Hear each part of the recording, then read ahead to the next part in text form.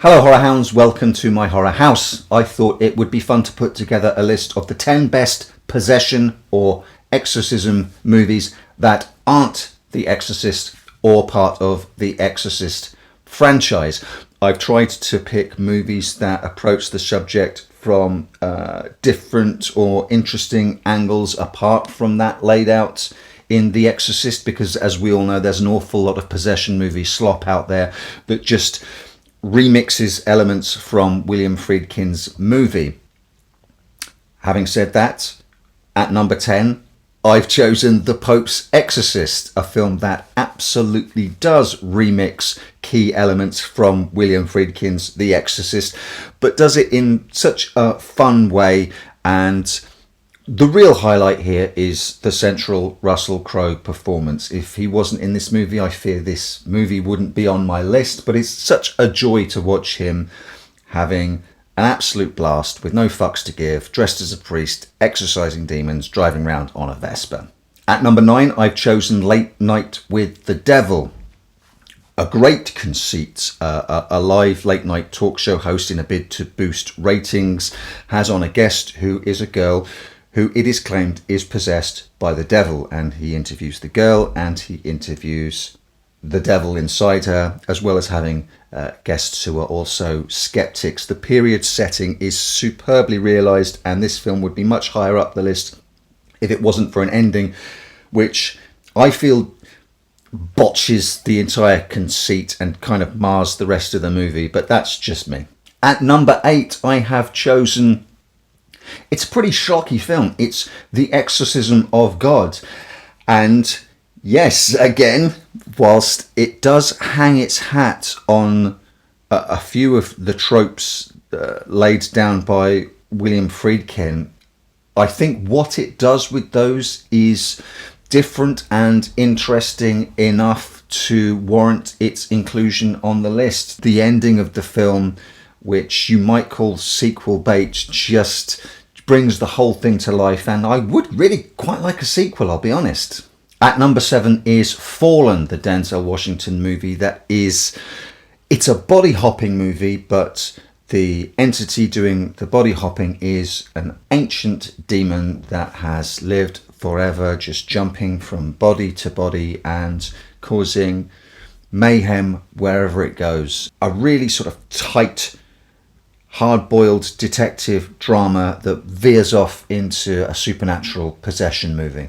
At number 6, I've chosen Evil Dead, the Fede Alvarez movie from 2013. Honestly, you could pick any Evil Dead movie and claim it as an excellent possession movie. The reason I've chosen Evil Dead specifically is I think that's the one that goes the hardest and the nastiest with the possession elements and what the possessed do to others and themselves. It's just a glorious gore fest. At number 5, I've chosen The Wailing.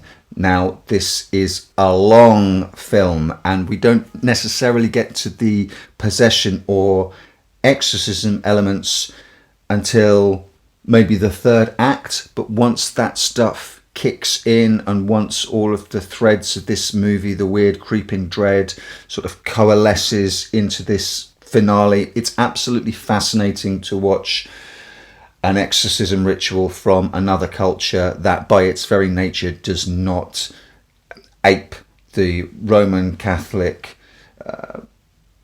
rite of exorcism that we've become so familiar with through Friedkin's movie. At number 4, I've chosen When Evil Lurks, which treats demonic possession as something like a communicative disease and is sort of set, it's a quasi post-apocalyptic type movie. The setting is after some sort of widespread outbreak of demonic possession, and it's fascinating to see how it is dealt with within this story, completely different to The Exorcist. At number 3, I've chosen Noroi, The Curse. Again, it's like The Wailing, another culture's attitude towards demons, the rites of appeasing or banishing those demons and how possession may or may not work. It's a found footage movie, which is normally a negative for me, but this one is done so well. I think the investigative element of this movie is absolutely brilliantly served in the sort of found footage environment. And this is quite a pure, I would say, possession movie. There's no real whistles and bells.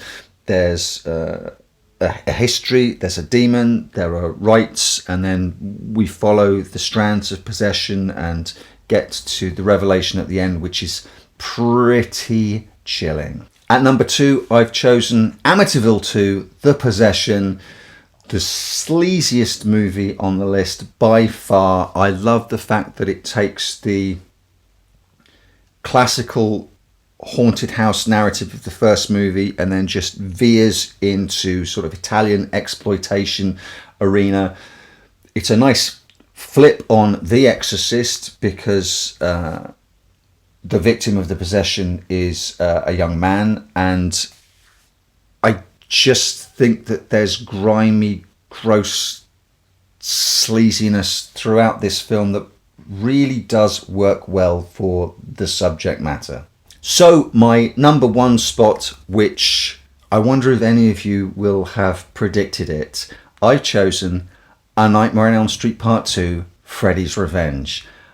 Over the recent years, Freddy's Revenge has found a bit of a resurgence amongst fans. It's getting a lot more love now. It used to be the black sheep of the Nightmare on Elm Street family, left out in the cold. I think one of the most interesting ways to approach Freddy's Revenge is as a possession movie. Forget the rules of Freddy Krueger and A Nightmare on Elm Street, which get broken at the end of the first film anyway.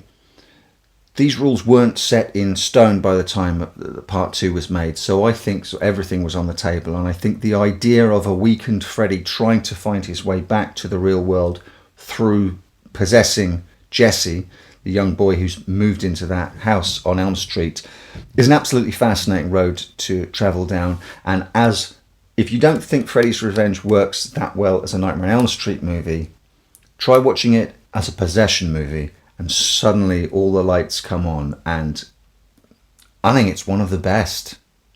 I bid you welcome. I welcome you to my house. Welcome to my house. Welcome to my home.